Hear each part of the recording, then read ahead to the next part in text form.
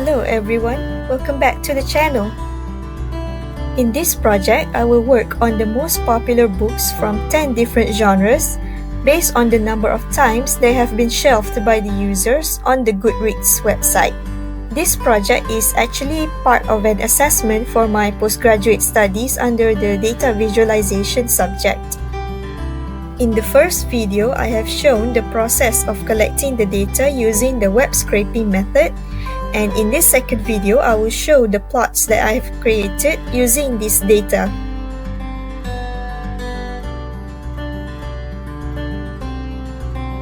From the last video, I've shown that there are some incorrect information related to the media adaptations of the books in the dataset.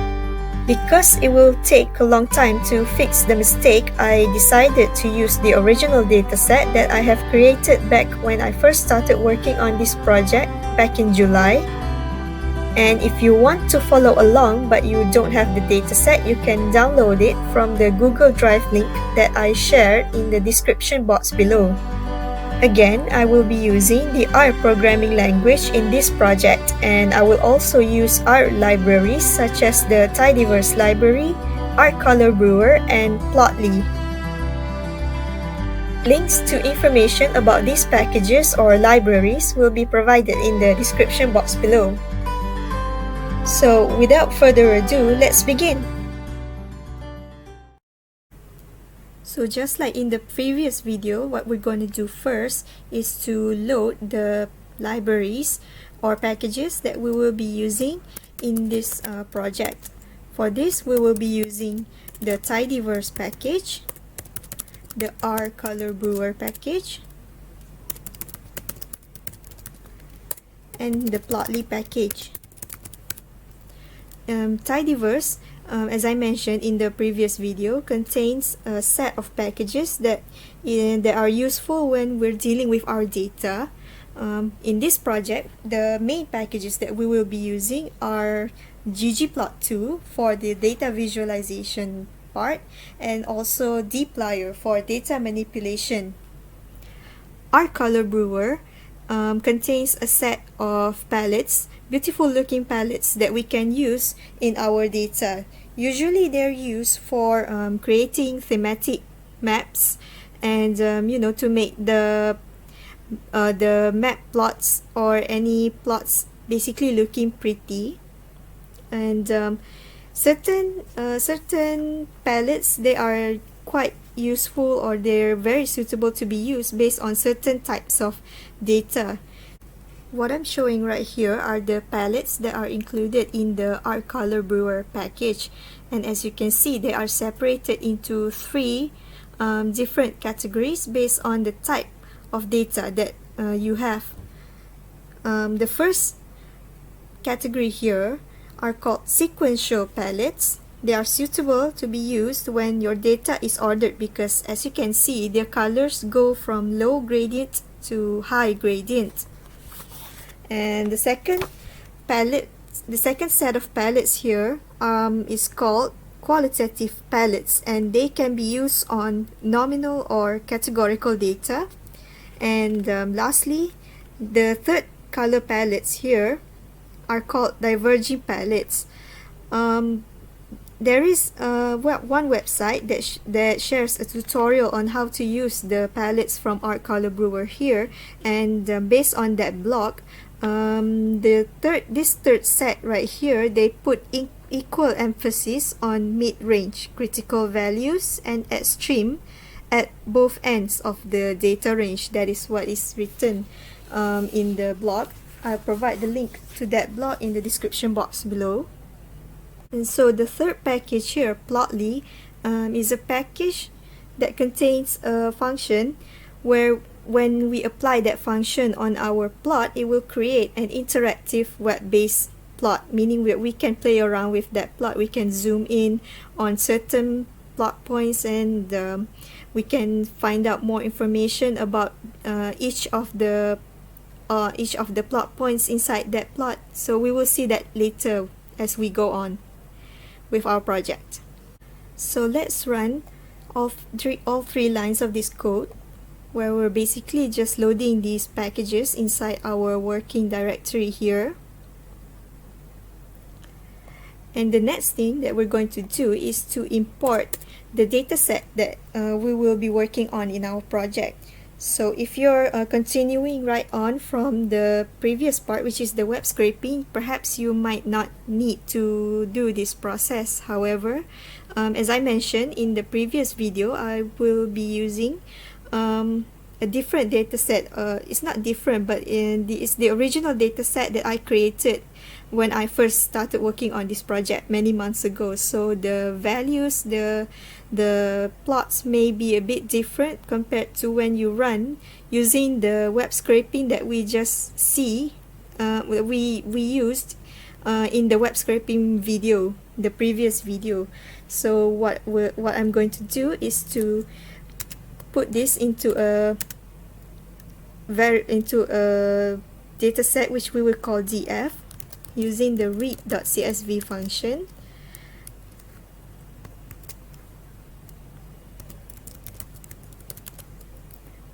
We will read in the file here. The file is named books.csv, the CSV file here, and make sure that this file is already inside your working directory. For me, my current working directory is the documents folder. So I have to make sure that this CSV file here is inside that documents folder. So now we run this code right here and try to look at the first 6 observations, or the first 6 rows of df. And here you can see that this is our dataset.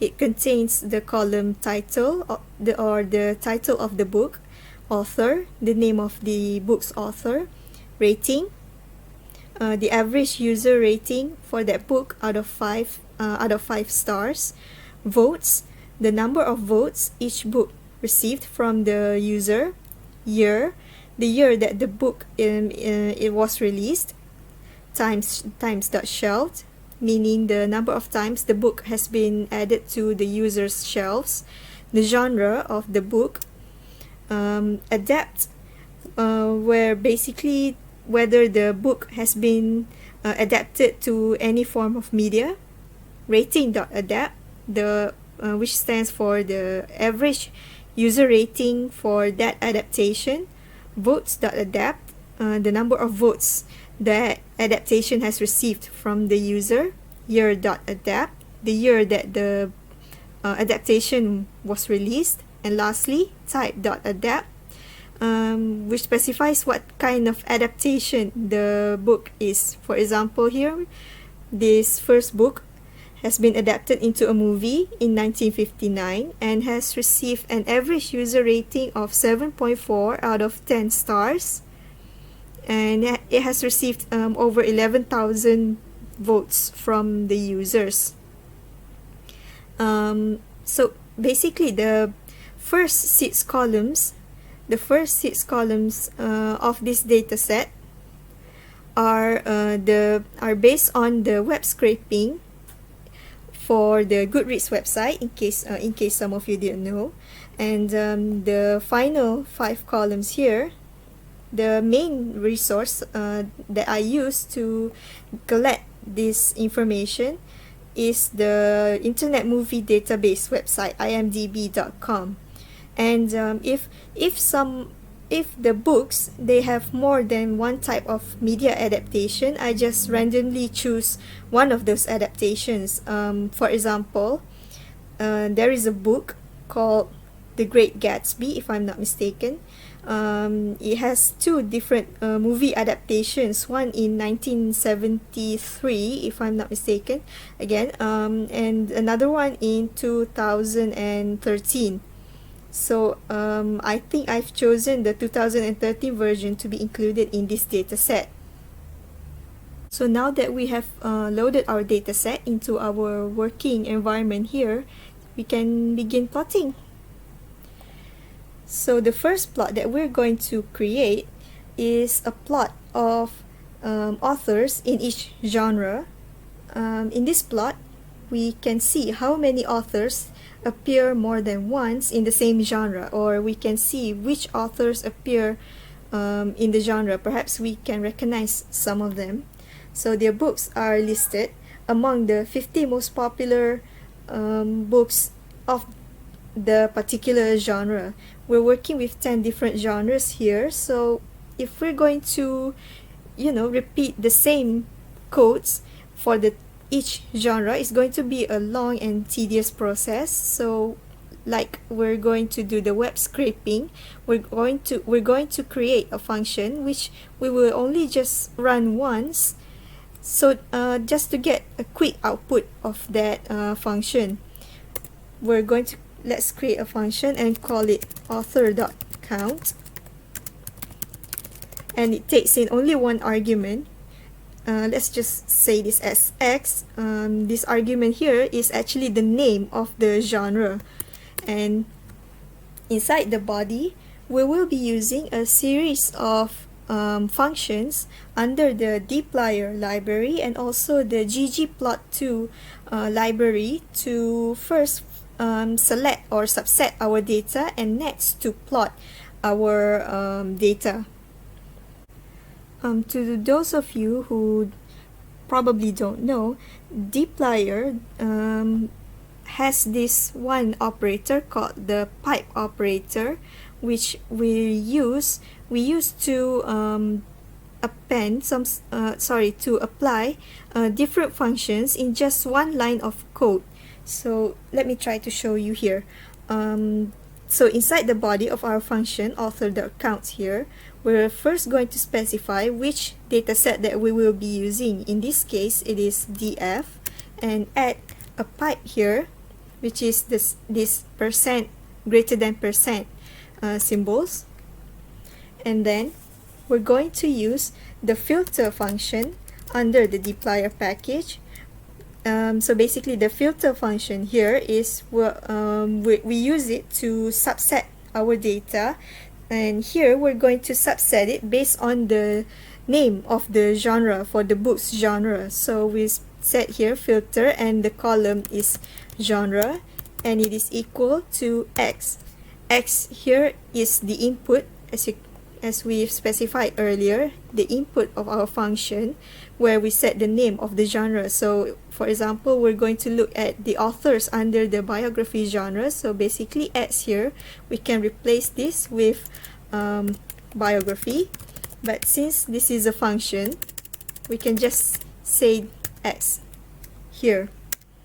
And then we're going to add another pipe, and we're going to group the authors together using the group by function, and then we're going to count the number of times they appear in that list. So we're going to use the summarize function, and the summarize function basically runs a mathematical operation or like basic statistical operation on the data that we have provided. And here what we're going to do is, like I said, we're going to count the number of authors that appear in this biography list. For example, the biography list, and first we have to name this final output, the column of the final output. So we'll simply just name it as count, and we're going to use this n function here, meaning that it will count the number of distinct authors that appear in this list. So basically the pipe operator here, what it does is we are basically just applying a number of functions, different functions, to just one data set in just one line of code. So if we try to run this outside of the body of our function here, let's say df pipe, and we're going to filter based on, let's say, the genre of the book is crime, and we can see here that the 50 most popular crime books in our dataset is listed here, meaning that the from df here we have subset our data based on the column genre, where it is set where the genre is crime. And continuing from our the function from the body of our function here, we're grouping them by author, and then we'll summarize it by counting the number of times the author appears in this list. The output here displays the first 10 authors in no particular order actually, but it's actually set it's actually arranged in alphabetical order. So we see here Agatha Christie has appeared in this 50 books. In this list of 50 books here, she appears 7 times. Alice Sebold appears only once. Sir Arthur Conan Doyle appears 4 times, and so on. So this is what the function actually looks like if we run this outside here. Compared to if we're not using the pipe operator, it is actually going to take more than one line of code, obviously, because let me show you an example of how this one line of code is done if we're not using the pipe operator from dplyr. Let's just say we'll name it this new variable A, and it is where we filter df based on the genre column, and let's set it to crime. A here is we're going to again group by A, author, and lastly we'll summarize it with N. If we're not using the pipe operator here, we have to specify the dataset or the variable or the vector that we will be applying this function on. And compared to using this pipe operator, all we have to do is just run this function and specify what kind of which column that we're going to subset, for example here for the filter column, for the filter function, and we only have to specify the type of function that we're going to run on this dataset, instead of just having to use these 3 lines of code just to get one output. So another good thing about the pipe operator here is that if we add a pipe operator and we press enter, this doesn't mean that we're using multiple lines of code for our function here. We're still working with this df dataset here, but let's say what we press enter here just so that we can fit all the code, all the lines of code, all the one line of code in just in one view of our window here. So now that we have count the number of times the author has appeared in our data set, we can begin plotting by using the ggplot function. And normally, if we're not using the pipe operator, the first argument is the name of the dataset that we will plot, and then we specify the aesthetics. Basically, we tell ggplot what we're going to put on our x-axis and on our y-axis here. In this case, our x-axis will be the name of the author, and the y-axis will be the number of times it appears in our list. So since we're using the pipe operator, we don't have to specify df here. And let's add some color to our plot by using this fill argument. We fill the color based on each plot, which is based on the author, each author that appears in this list. So the next thing we're doing here is we add a plus sign where we're going to add the first layer for the ggplot function. In this function, I will be creating just a basic bar plot.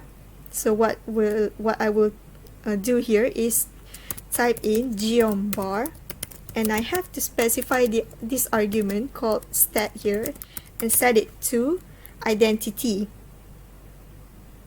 The reason why we're doing this is because the default value for stat is actually count.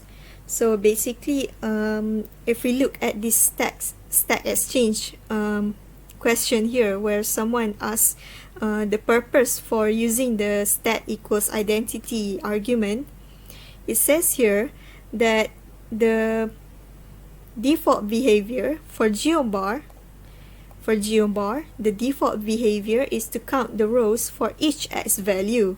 It doesn't expect a y value. Therefore, it will flag a warning if you give it one, since it thinks that we're confused, thinking that maybe we're making a mistake here. So if we explicitly say stat is equal to identity, you're telling Ggplot to skip the aggregation, or basically skip the count of rows of each x value that the Ggplot function will do, and that we ourselves will provide the y values. And as you can see here, we have provided the y values here, which is the number of times the author has appeared. So that is why we will set the stat argument here equals to identity. So after we've specified the type of plot that we will be making, we're going to add another layer to our Ggplot function. This time it is called labs. What it does is we're adding labels to our plot. In this case, we're going to add a title to our plot. Let's call it popular authors, and we can add a subtitle where we specify the genre of the books that these authors appear in, which is X here. So what we can do is we're going to use the paste function, and we're going to paste this string here, genre colon with X, and it is only separated by a blank space. The labs layer here is also useful when we want to rename the labels on the x-axis and the y-axis. So let's rename them. So let's remove any labels for x here for the x-axis, and we're going to rename the y-axis as number of books, meaning the number of times the author appears in this data. So the next layer that we will add is the theme layer, where we will adjust, for example, the appearance of the labels on the x-axis, whether we want to rename, whether we want to remove those labels from the x-axis, or we want to, for example, in this case right here, we're going to tilt the name of those authors on the x-axis at a certain angle.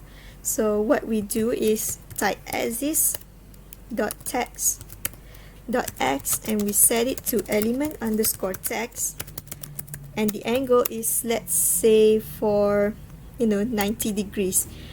What we're doing here is, what this function, this argument here, axis dot text dot x, means that we're going to tilt our the labels of the x-axis, meaning the names of the authors. We're going to tilt it to an angle of 90 degrees, and let's remove the legend from appearing in our final plot.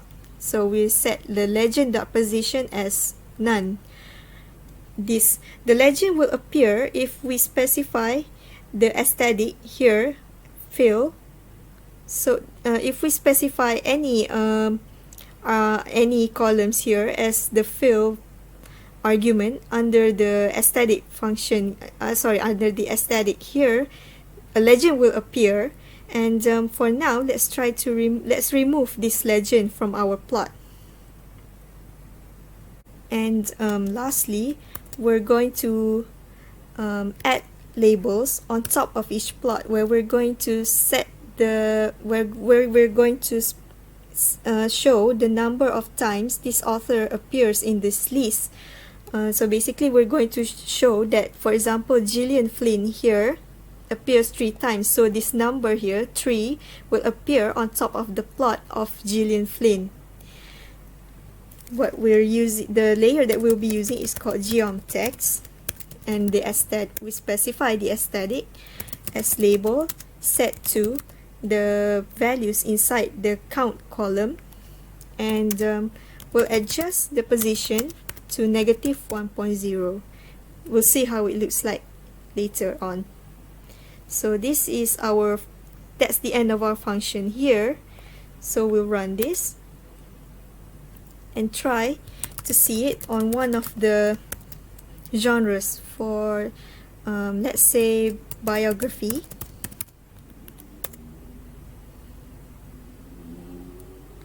So this is the output for our function. Let's zoom this plot. As you can see, most of the authors appear only once in this list. They only have one book that appear in the list, and we see that this author here, Ron Chernow, if I'm not mistaken, that's how you pronounce his name. Do correct me if I'm wrong. This author here, he has 4 books inside the biography section, but as you can see here, the number 4 disappears at the top of our plot here. So one way to fix this is we're going to rescale our y-axis from 0 until any number greater than 4. So let's minimize this. Before we start working on the rescaling of the y-axis, first let's take a look at the number of authors that appear under the fantasy genre.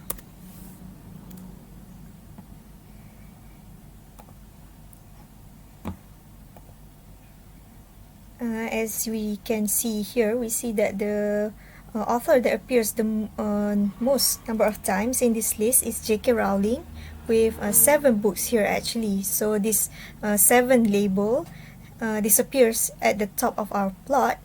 And if we compare to the previous plot, or perhaps any other plot, let's say for example for horror,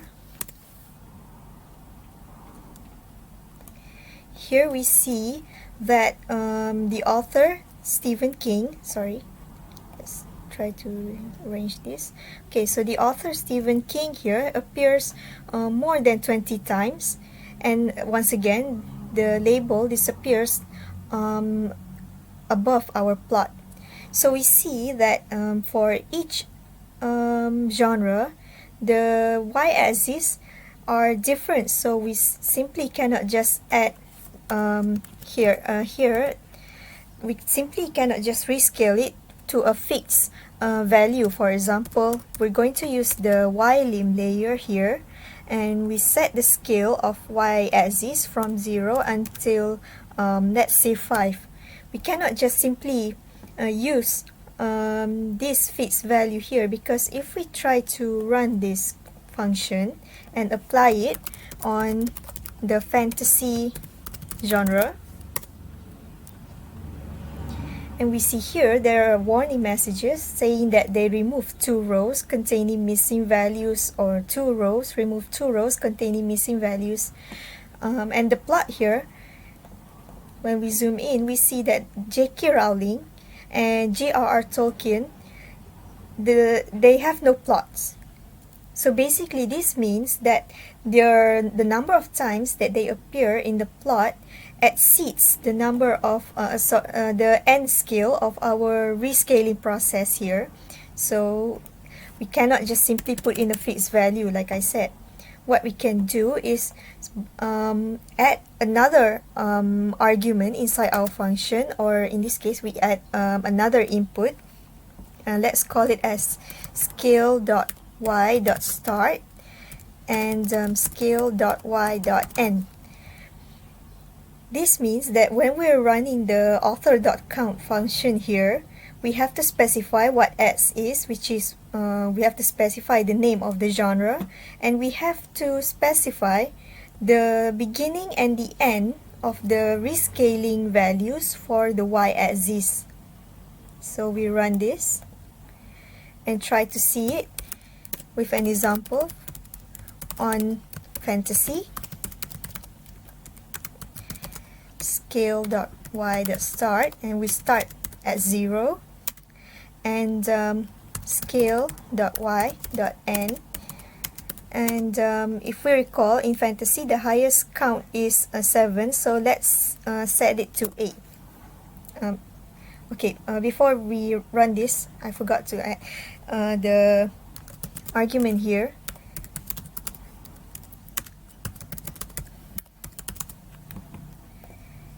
Okay, we run this first, sorry, and then we run this code. So now finally, our plot here shows that the y-axis begins, the value of y-axis, the scale begins at 0 and ends at 8, just as we have specified in our input for the function. And now the label for the top of the plot, 7 here, can finally be visibly seen inside our plot. So now our function is now complete. So we can use this function over and over again to look at the number of authors or the popular authors that appear in each genre. And one way you can do that is by using the lapply function. However, the complicated part definitely has to be the fact that we have more than one argument inside our function here, so perhaps the lapply function is not suitable to be used in this case.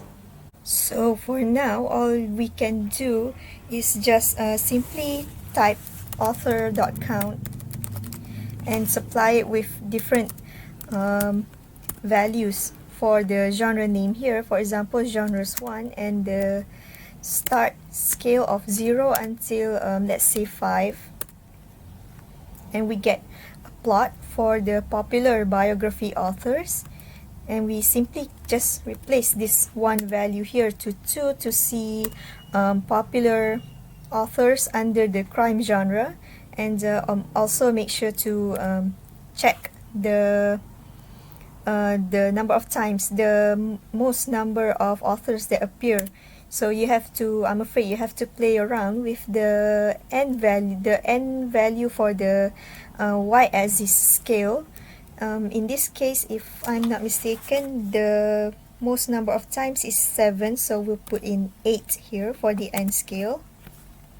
And if we don't get this warning message in the console, this red text here, that means our plot, our plot is a success, meaning that we have used the correct y-axis scale on our plot. So say you want to save these plots here as an image file, a PNG file or a JPEG file, for example. If you want to save them outside of this plot here, all you have to do is go to the Export tab here and click on Save as Image, and you can choose whatever format of the file that you want to save it as. For in this case, I'm just going to use the default PNG format, and here you have to change the width and height of the final image of your plot, because let's say that you want to use this default value right here, and we specify which directory that we want to save our plot in. In my case here, I'm just going to save it in my current working directory, which is the documents folder in my laptop, and the file name here is set to default value as rplot05. You can change this into whatever name that you want, like for example plot, this one is crime, plot crime, and you can either have this checkbox tick or not, view plot after saving. This means that once you click save, the default app the default way for you to open image files on your computer will pop up and show the plot that you have saved here. So here I keep it checked so that it can automatically pop up right after I click on the save button here. So what you're seeing right now is this plot in the default size as written in the saving window as I've shown earlier. So it's quite small and it's not that very pretty. So that's why I said that we have to specify the width and the height here. So let's say for the width it's 1000 and the height is say 500, and we'll save this. Let's try not to change the name for the moment. Let's save this as artplot05, and it's in the PNG file format. And now the plot has changed its size. It looks wider and taller, and we can visibly see the each labels at the top of each plot, and the names are as clear as we can see. So we do this on each element inside the genres vector, and what you're seeing right now is a slideshow that I've created using the export tab, as I've shown earlier, to save these plots into PNG file format. And yeah, so this is basically the slideshow of the plots created using our author.count function. Feel free to pause the video to see the names of the authors that appear frequently in our dataset.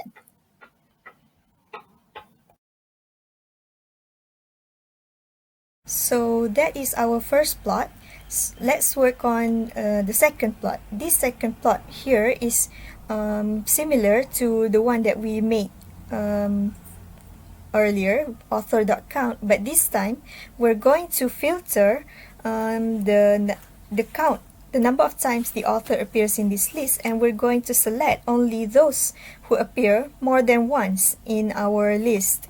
So we're going to call this as, let's say, author.top.count, and it's a function that takes in the name of the genre here. And the body of the function is just simply similar to the author count function here. Let's just copy and paste this. Except this time we're going to add one more dplyr function here after we've counted the number of times the author appears in the list, and we're going to once again use the filter function to select only authors who appear more than once in our data set. Let's not forget to add the another pipe operator here so that we can connect it to our Ggplot function here. And this time let's try to change the theme for this plot right here.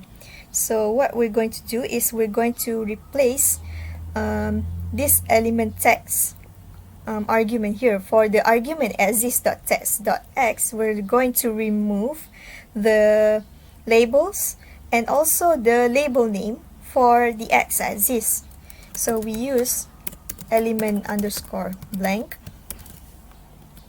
and also for the labels, for exist.text.x, we're removing the names of the authors, and here we remove the ticks as well. It is also set to element underscore blank. And okay, so this time since we remove the name of the authors, we definitely have to include the legend right here. So let's try to run this second function right here and see how it works with one of the genres. For example, on romance. Oops. Alright. A bit of typo here. We'll run this function, and once again, author.top.count on romance. when we zoom in on the plot here. Okay, so we see that these are the most popular authors. They appear more than once inside our data set. Authors such as Jane Austen and Stephanie Meyer, they appear 4 times in our list. And again, we see here that perhaps we need to rescale our y-axis as well. So this time, we definitely should try to add the same argument as the previous function, which is a scale.y.start and scale.y.end,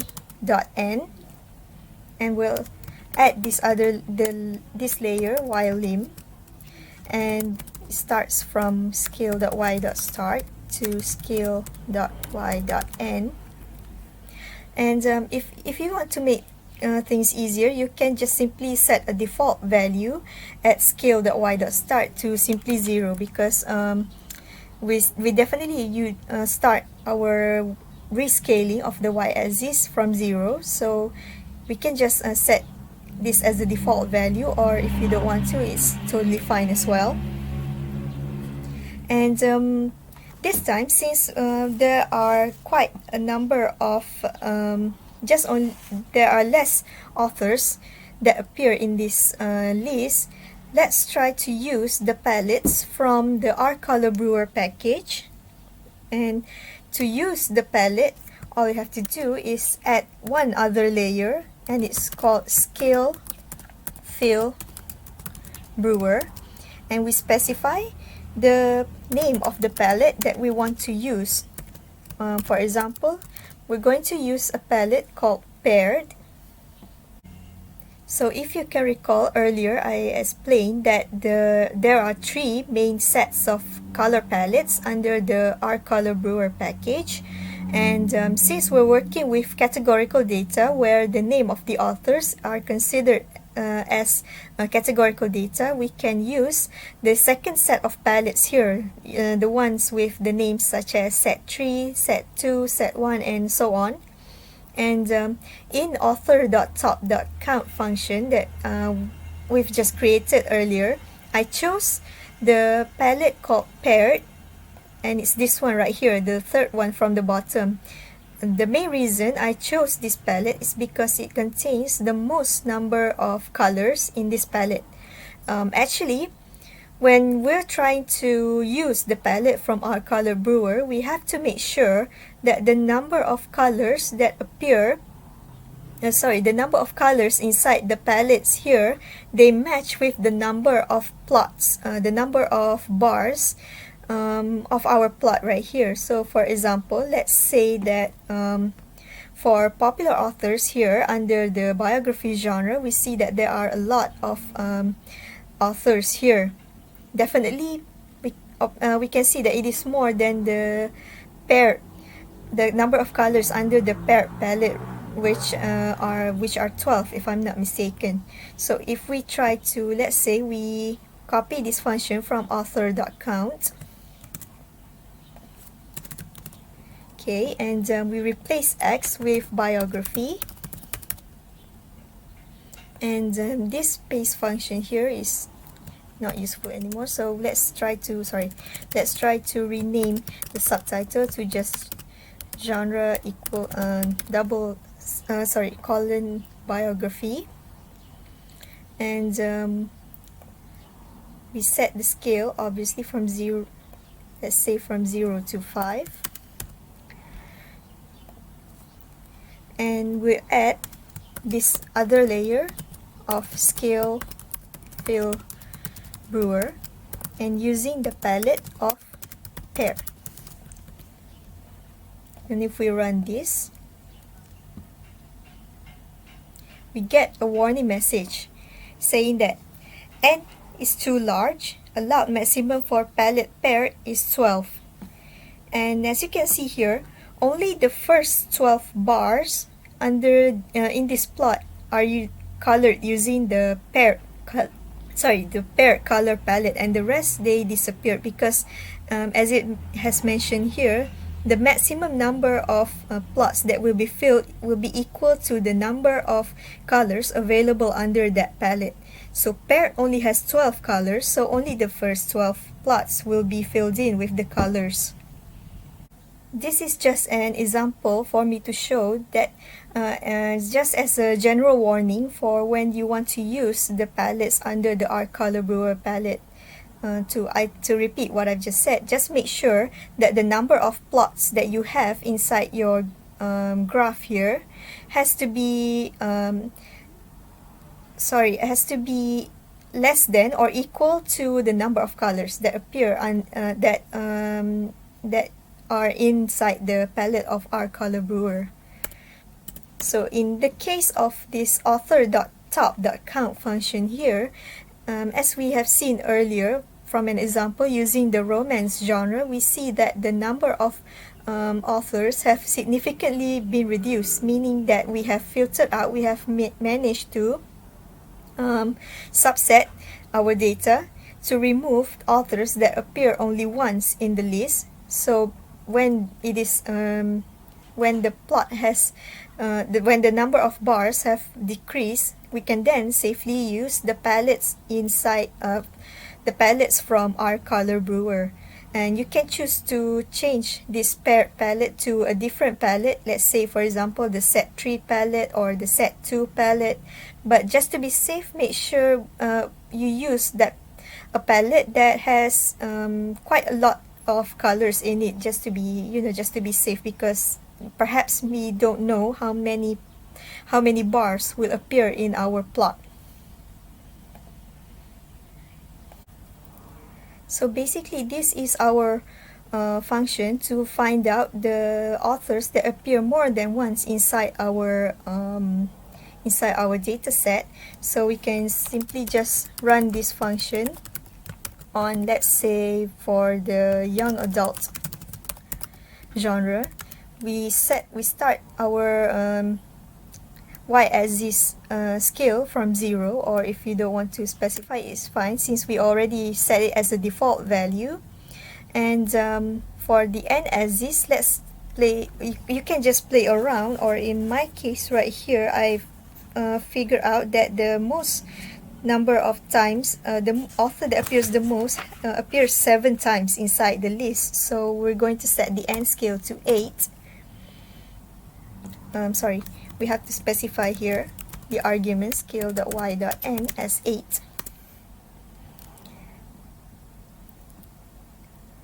And this is our plot here that shows the popular authors under the young adult genre, and they appear more than once inside our data set.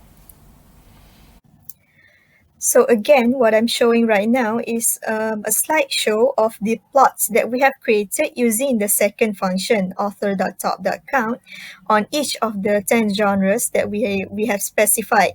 Once again, you feel free to pause the video to take a look at the names of the authors that appear more than once in our dataset.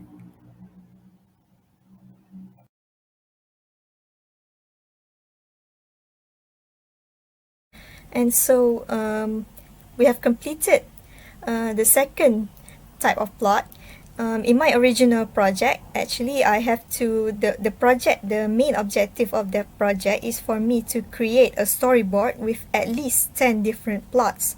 So I don't consider the 2 plots that we created earlier as 2 separate plots. Instead, I just consider it as one, but I include I include both of them in my storyboard.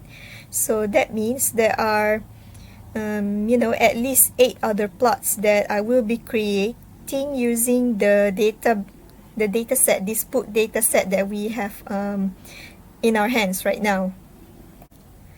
The next plot that I will be creating is of ratings, the book's ratings against the genre. So basically what we're going to see is which genre has the book with the highest average user rating. In this case, since we're including all the genres, we don't have to subset our data or to use any filter argument or the summarized argument as we have seen, or as we have used in the two previous plots earlier. So we can just simply type ggplot, and like I said, we have to specify the data that we're using, df, and set the aesthetics. X is the title of the book, and Y is the average user rating. And this time I'm going to use a dot plot to plot this graph right here. And for this, I'm going to set the colors of the dots as genre, and I have to convert the genre column into a factor column. And we're going to add our first layer. When we're going to make a dot plot or a scatter plot, we will be using the Geom point layer. And inside this Geom point layer, I want to specify the aesthetic, where the size of the points, they depend on the genre. So once again, we'll convert it into a factor format of the genre column. And since I probably can imagine that there are some books, they will share the same average user rating, so we want our points to be transparent. And for this, we'll add an argument of alpha, and we set it to 60% transparency, 0.6. We'll add a theme layer where we're going to remove the names of the books, the titles of the books. axis.text.x set to element blank. Because we're dealing with 500 books here, and if we include the titles of the book on our x-axis, the text will definitely and obviously will be overlapping. So that is why we're going to remove the titles from our x-axis. Hence the element underscore blank function we use on the text argument here. And let's rename our title, let's rename the x-axis to just books, and the y-axis as ratings. And let's add a title to our plot here. Let's simply just call it ratings of each book, and we'll add a subtitle, simply just sort of like a short statement, which genre has the book with the highest rating. And let's try to run this plot first. Let's try to run this function here first, see what it looks like. We get a warning message here that says using size for a discrete variable is not advised. So maybe we can ignore this warning message. And if we zoom in on this plot here, we see that so far everything is going great. But for the title of the legend here, it says s.factor genre, which is the function that we use to convert our genre column here into a factor variable. So if we want to change the title of this legend right here, we can go to this labs layer once again and add another argument of col color. Basically, we're going to rename the legend using this aesthetic values of color and size that we have specified earlier under the ggplot function and the geom point function here.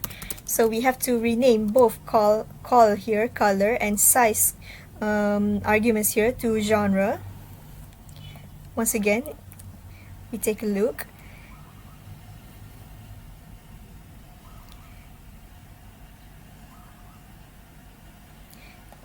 And we zoom in on the plot here. We see that the legend title here has changed to genre. So only seeing it like this is a bit like we don't know the names of the title of the books here, because we have removed the titles of the book. As you can see at the bottom here, we still have the ticks, and you can probably imagine if we include the title of the books, the text names, the strings definitely have to be what do you call it, they will be overlapping over each other. So now we don't know what are the names of the books that we're looking at right here in our plot. And actually, in my case, I believe that this is where the plotly function comes into play. If you recall, the plotly function is useful when we want to create an interactive graph that can be appear on our web browser. So we have since we have loaded the plotly package, and we're going to save this plot. Let's call this as plot1. We'll save this plot into a variable named plot1, and we'll run this first. And we run a function called ggplotly, and we put in plot1 as our argument right here. We run this function, and the interactive plot finally appears here. But like I said, we can open this in our web browser. So all you have to do is, if you didn't quite catch that, go to this the end. There's a tab here at the end that says show in new window. Show in new window, and it will appear on our web browser here.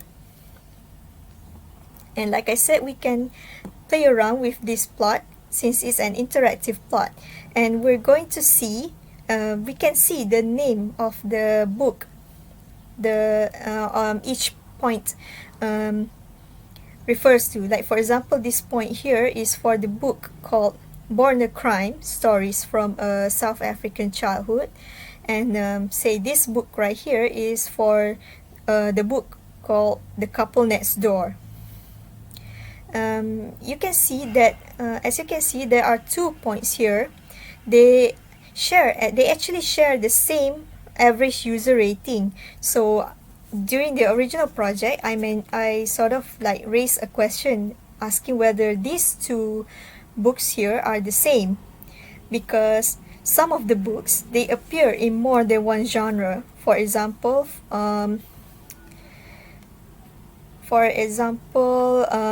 some of Stephen King's works, they appear in both horror and thriller genres. So I raised the question of whether these 2 books are the same books. And if we take a look at this one right here, it is under the genre romance, and the title is A Court of Mist and Fury. The average user rating is 4.65 out of 5. Okay, and so for the second book right here, it is under the genre fantasy, but the title is Shadow and Bone. So it's different from the other book here, but they share the same rating, which is 4.65 out of 5 stars. So yeah, that answers my question of whether these 2 books are the same, and obviously they are not. So this is what makes the plotly package quite useful, because yeah, like I said, since we are unable to know the title of the books, we can just simply hover our mouse at each point here to see the title of the book that appears in this list. Like for example here, the book Dark Places here, they appear under the genre crime and also the genre thriller. It's the same book with the same rating, same title, but they're included in 2 different genres. The next plot that we will be creating is plot of books in each decade. So we're going to look at the decade which has the most number of books published. For this plot right here, we have to use the function, some of the functions from the dplyr package, the data manipulation package. Here we'll begin we're specifying the dataset that we will be using, df, and we'll add a pipe operator just to, to save some time and save several lines of code.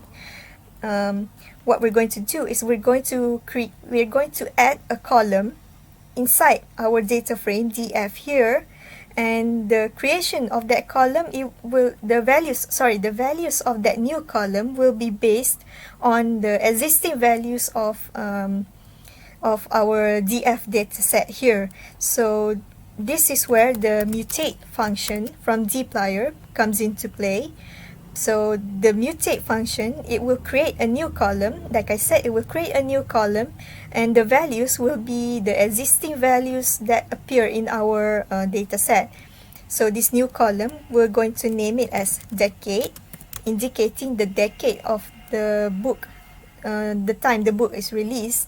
For example, if the book is released in 2012, it means that it is in the 2010s decade. And how we're going to put the values in is by calculating the year that the book is released, and it is minused by this year divided by 10 function, and we'll enclose this in a bracket where we're going to convert it into a factor data type. To those of you who don't know, this double percent symbol here means modulus, meaning that when we the output, when we calculate year, double percent mark 10 here, the output would definitely be we'll say the remainder of what dividing year by 10 will be. Like, let me show an example for you to see clearly.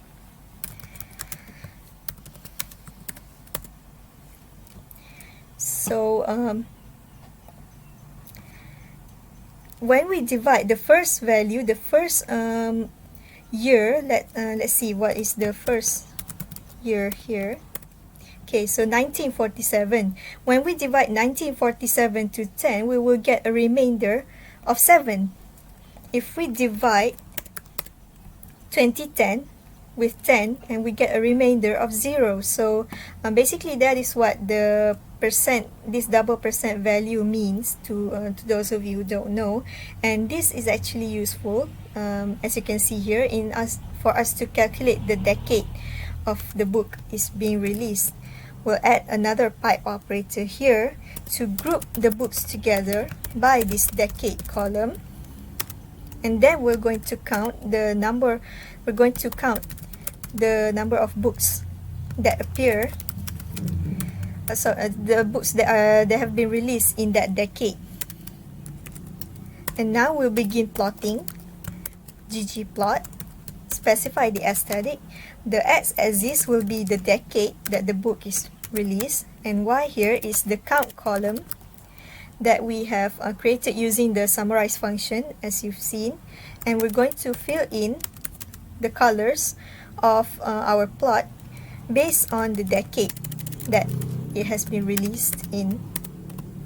And for this, we're going to use a basic bar plot. Once again, set it to identity because we provide our y values itself, as you may recall. And for the theme layer, we're going to remove the legend. And for the labels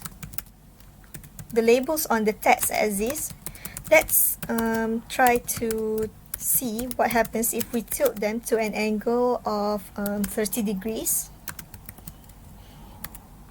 And we're going to add some labels at the top of each plot, indicating the number of books that have been released under that decade. Aesthetic label set to count, and we'll adjust the position so that it appears at the top of each bar.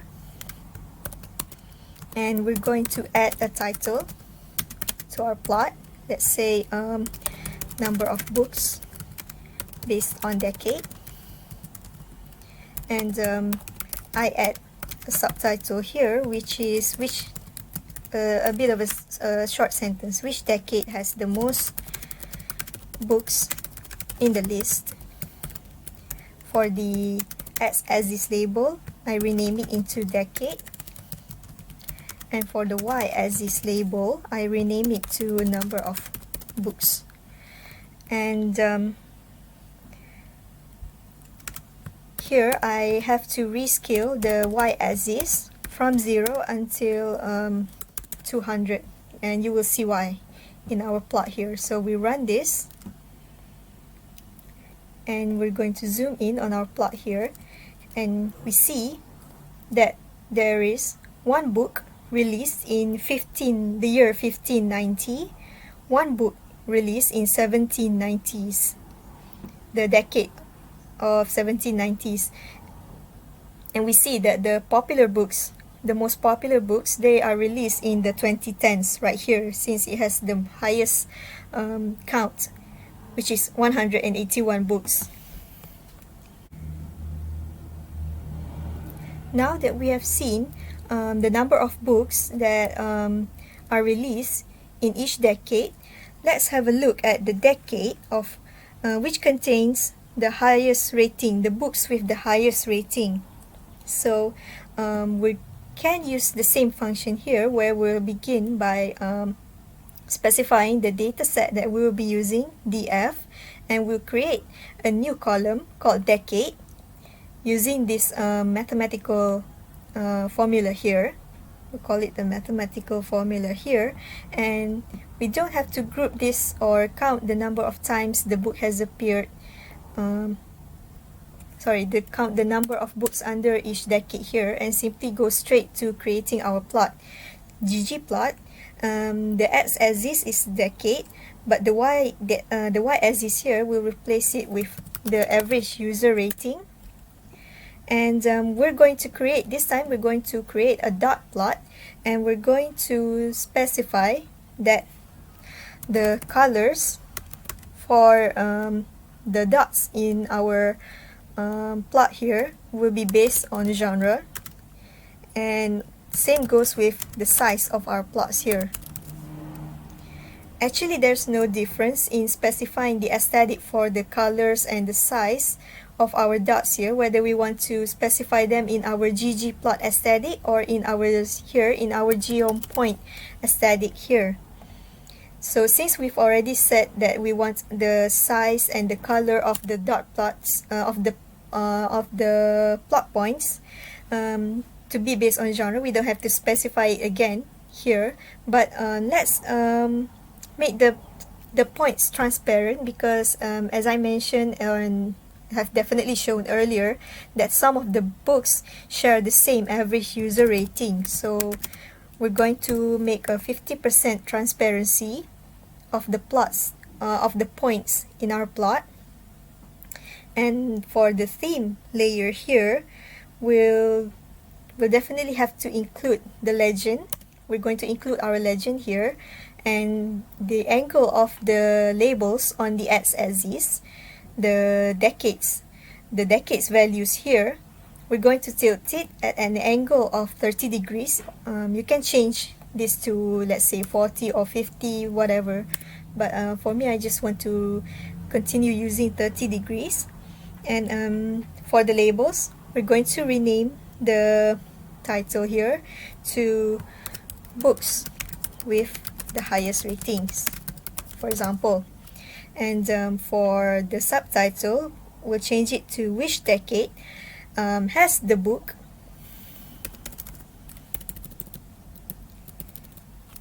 with the highest rating. So basically, this is just like let's say it's just like a question that we're posing to us, and the answer will definitely be shown in our plot here. And the X label, the x-axis label, will be decade, and for Y here, we'll change it to ratings. And we're going to rename the legend, since we're including the legend box in our plot. We're going to change or rename the label to genre, and genre again. because we have actually, because I forgot to mention, because we specify that the colors and the size of the plot points will be based on genre, so this is where the legend box actually takes its value here. So that is why when we add this lapse argument here to rename the legend the legend box, we have to use both color and size just to be safe. And maybe we don't have to use this while argument. And we run this code to see how it looks like. I'm sorry. Okay, sorry, there's a bit of an error here. We have to remove this Geom text. I forgot to remove this Geom text layer here. And when we run this code, see what it looks like. Once again, we get a warning message saying using size. You can ignore this. And we zoom in on our plot here, and we see that the book with the highest average user rating is released in the 2010s decade here. And if we want to see in detail what the books are, I think we can already imagine the answer here. So we can repeat what we have done for one of the plots earlier. Basically, we save this plot. Let's say we save it as plot 2, and we run the ggplotly function, run plot 2 inside it. Run this, and then we'll run this one right here, and we'll open this in our web browser, and we see that the two genres with the highest average user rating are fantasy and romance. If you recall, those two books are A Court of Thorn and Roses, right, if I'm not mistaken, and the other one is called Shadow and Bone. Going back to our studio here, we're going to create the next plot where we're going to see authors, the authors inside our dataset, the all over dataset here, regardless of genre. We want to see the authors that appear very frequently in our list, meaning they appear not more than once, but perhaps, let's say, more than twice or 3 times. They appear more than that inside our dataset. So what we do is, once again, we specify which dataset we're working on, df, and we're going to group this author together, and we're going to select only the distinct titles from that dataset, because as I mentioned, some of the books, they appear twice or more than once inside our dataset because they belong in more than one genre. So we're using this distinct function here. It will select only the distinct titles in our dataset, meaning that at the end, the end result will show that the title appears only once in our in our results. We'll add another pipe here, and using the summarize function once again, we'll count the number of authors, and we're going to filter out, we're going to remove any authors that appear less than let's say we're going to select only 3 authors that appear more than 3 times. So any authors that appear either 3 or less than 3 will be removed from our end result right here. And now we're going to plot using the ggplot function. We'll specify the aesthetics, author on the x-axis, and the number of times they appear on the y-axis, and we're going to color them based on the names of the author, or based on basically the labels of the x-axis right here. We're going to make just a simple bar plot. Again, stat set to identity. And for the theme, we're going to remove the legend box, the legend. set it to none. And this time, let's try to flip our coordinates. The coordinates for our plot here, meaning that the x-axis become the y-axis, and vice versa. And based on a bit of looking around, I discovered that I have to rescale the y-axis starting from 0 until 30. And I'm going to add a text above each of the plot that says the number of times the author appears in our dataset. We're going to resize the labels of that count values to say 3 and adjust it so that it appears above the plot, this time to negative 0.5. And we're going to add some labels here. For title, I just simply set authors who frequently appear in the list, and I add a short statement right here saying that some of the books may appear more than once. You don't have to include the subtitle for all the plots. This is basically just me pointing out some questions that I might have that can be answered based on the plot that we've created here.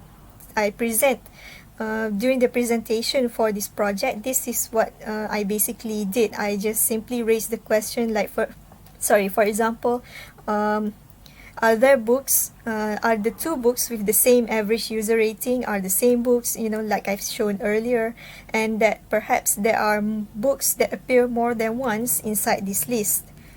Okay, so next is we relabel the x-axis here to author and the y-axis to number of books. So we run this code and zoom in, and here is the plot that we have created, the authors who frequently appear in the list, and we see that Stephen King here dominates our plot here with 27 books, and Agatha Christie has 8 books. Dan Brown and J.K. Rowling both have 7 books, followed by J.R.R. Tolkien here with 6 books, and Stephanie Meyer, Neil Gaiman, 5 books, as well as George R.R. Martin here, and the rest appears 4 times in our data set. So the next thing that I look at with this data set is whether the books have been adapted or not. So like I've mentioned that the main source is the IMDb websites, and using any information that I found from their website, I add it to this data set right here.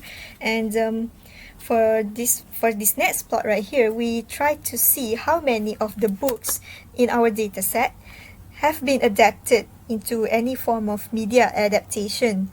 What we're going to do is, first, as usual, specify the dataset, and we're going to group together the books based on the adapt column. The adapt column is basically just a series of yes and no values. Yes means that there is a media adaptation of their book, or no means otherwise. And then, to make sure that only the title only appears once in our end result, we'll again use the distinct function here on the title column, and we're going to summarize it by counting the number of occurrences here, basically the number of books that have been adapted and number of books that have not been adapted. And then I'm going to add one more column where it specifies the percentage of the books that have been adapted. I'm going to add these percent values here at the top of each on top of each bar of the bar plot that we will be making here. So we'll be using the mutate function, and the column's name is %, and to calculate it, basically we take the count value and divide it with the total count value here. And to count the percentage, we have to multiply it by 100, and I want to round off the percentage to 2 decimal places, so we'll use the round function here, set to 2 decimal places. So that's it. And now we can begin plotting. X is whether the books have been adapted or not, and Y is count, and we're going to fill in the plots based on the adapt column, and we're making a bar plot.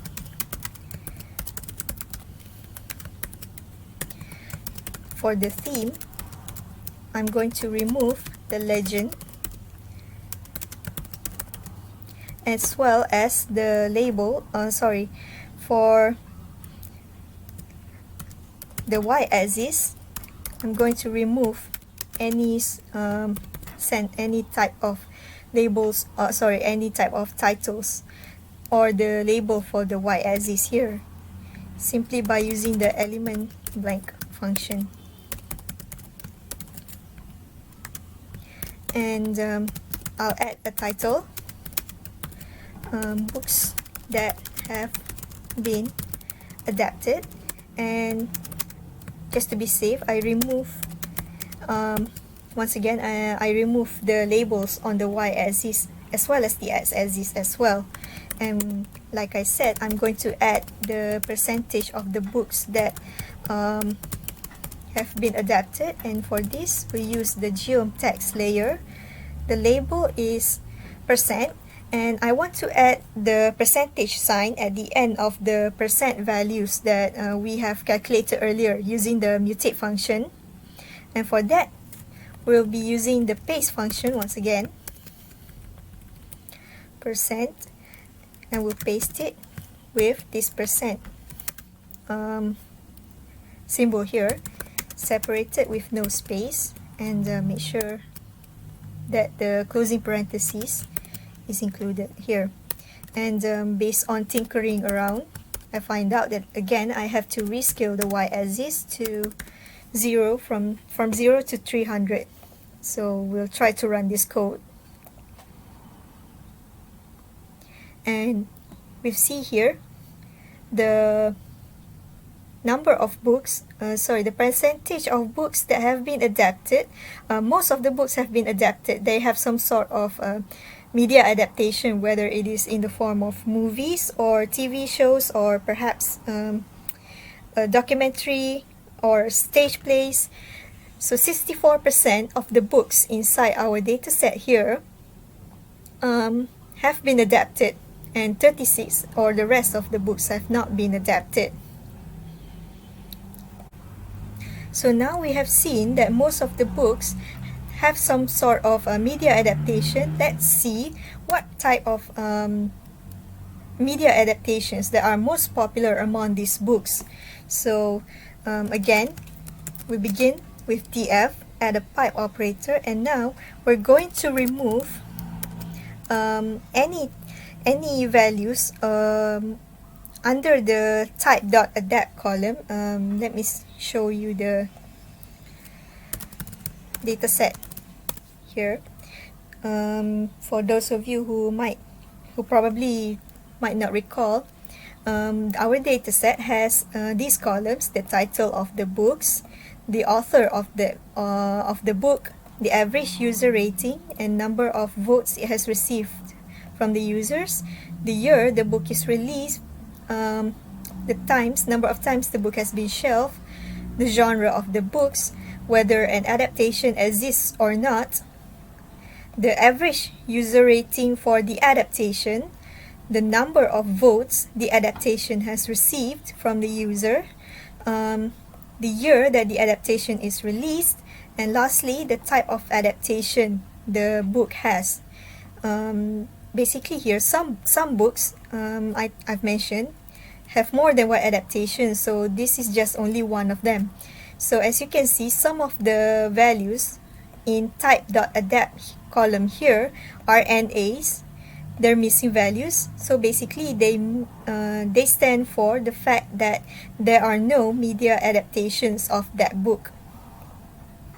So what we're going to do here is we're going to remove this, and we're going to remove books that have no adaptations, and we're going to use the is.na function here of type.adapt.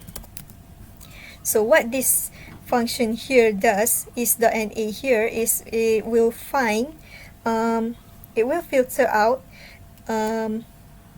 books, the columns under the type.adapt here that are NA values, meaning there are missing values here. So if I show this type.adapt, the output is actually a series of true or false values. So if we want to filter out we're going to remove the books that have no adaptations, all we have to do is just add this exclamation mark at the beginning, meaning that we only want to keep books that have adaptations, that have any form of media adaptations here. And now we're going to make sure that the title appears only once in the end result of our functions here. We will be using the distinct function, and this time instead of just typing title, we have to add the type.adapt column as well, because if I show, let me show this in the console here, filter is.na type.adapt. If I only specify title, only the title column inside this distinct function here, the output is actually just the distinct values under the title column. And since we want to look at the title as well as the type of adaptation, we have to include the type.adapt value here as well, meaning that definitely the title will appear only once, and also the fact that it has any adaptations or not will also appear at our end result right here. And then after we've select only the distinct titles, we're going to group them together by the type of adaptation, and we'll summarize it by counting the number of adaptations, the number of occurrences, and then plotting. The x-axis is the type of adaptation, the y-axis is the number of occurrences, and we're going to fill in with colors based on the x-axis here. Again, we'll create a basic bar chart. And for our theme layer, I'm going to remove the labels as well as the name for the x-axis. Basically the names or the types of adaptations will appear in the legend box. This time we will include the legend in our plot. So for me, when I'm plotting, if I'm going to include the legend, I usually remove the x-axis labels, but there are times when I include them as well. But in this case, I just want to include the legend only and not the x-axis labels. And then I'm going to add the count values on top of each plot using this Geom text function here. The Geom text layer. I'm not sure if it means the same thing. And again, I did a bit of playing around and find that I have to rescale y-axis from 0 to 200. And then I'm adding titles and subtitles. Let's call the plot, let's name the title of the plot as types of adaptation. And the subtitle is a question that I raised, which is what type of media has the book been adapted. Been adapted into. Renaming the x-axis label just to be safe, even though I said I've removed the title earlier using the element blank function. For y, I also remove the labels, and for the legend, I rename the title of the legend as type, or you can say type of adaptation. And we'll run this. And so this is our end result right here. We can see that most of the books that have been adapted, that have media adaptations, the form of adaptation of those books are mostly in movies, and some of the books have also been adapted into TV series. And there is one book that has been adapted into an online documentary. It's available on YouTube, if I'm not mistaken, based on some, digging around that I did on that book. And this one book right here only has one type of adaptation, which is a stage play. So next, we're going to look into the year that the adaptation is released in. Just like what we did for the books data earlier, we're going to look at the decade, which decade has the most number of adaptations being released in. And for this, we'll use, once again, DF. And again, we're going to remove any books that does not have adaptations. And again, we'll make sure that the title appears only once inside our in our data. Actually, since we'll be looking mostly only the title of the books, or basically the title of the adaptation. Most of the adaptations, they share the same name as the title of the book here. So basically, this type.adapt here will replace it with year.adapt. Once again, let's take a look back at our data here.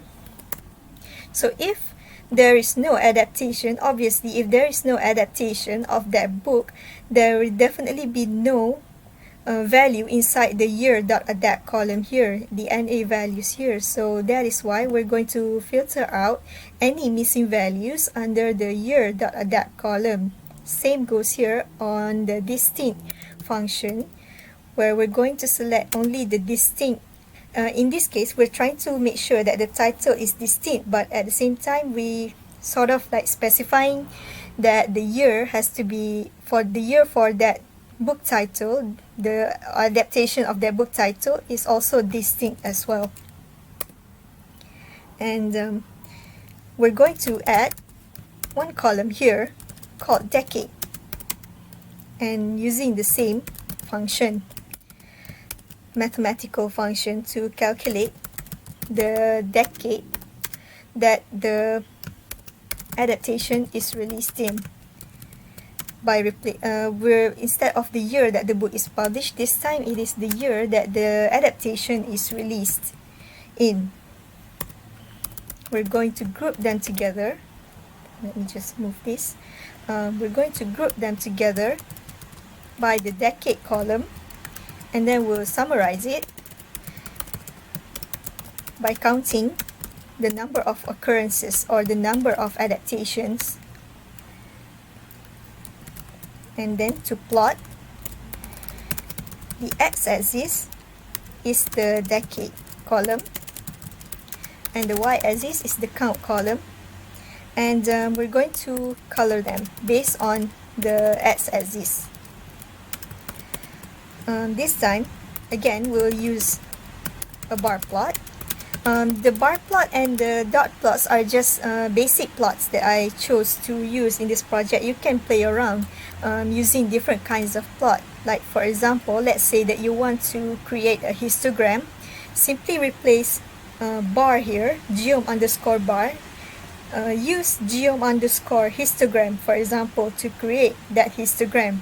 Or if you're creating a bar plot, if you're creating a box plot, replace bar here with box plot. There are many kinds of plots that obviously you can make under the Ggplot function here. You can just Google, search on the internet the Ggplot to cheat sheet, and you can find all sorts of plots. Basically, like the title suggests, the cheat sheets of the different layers and functions that can be used in the Ggplot function here. Okay, so next we're going to adjust the theme here. This time I want to remove the legend, set it to none, and once again I'm going to add labels on top of each plot saying the number of books, the number of adaptations that have been released in each decade.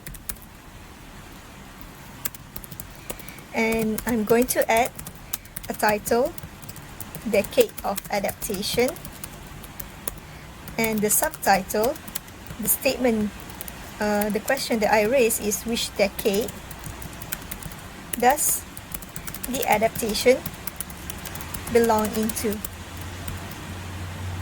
And for the x-axis label, I relabel it to decade, and for y-axis, I don't put any labels whatsoever.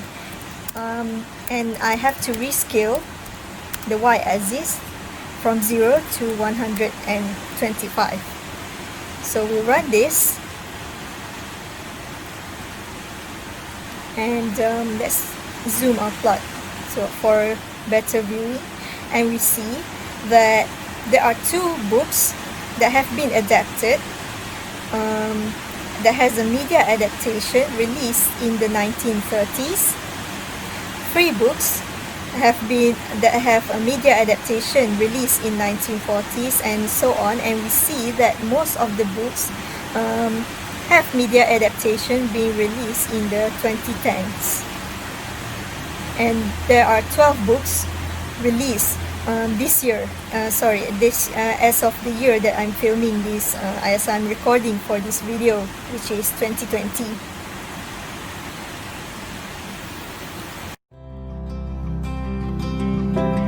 So that is the end of the data visualization process.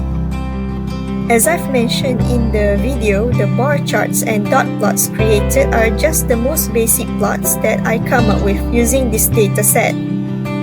Feel free to play around with other types of plots or graphs to visualize the data. So basically, this is the end of this project. If you enjoyed this video, or you might have learned something new from this, please give this video a thumbs up and subscribe to my channel for more contents like this in the future. Thanks for watching.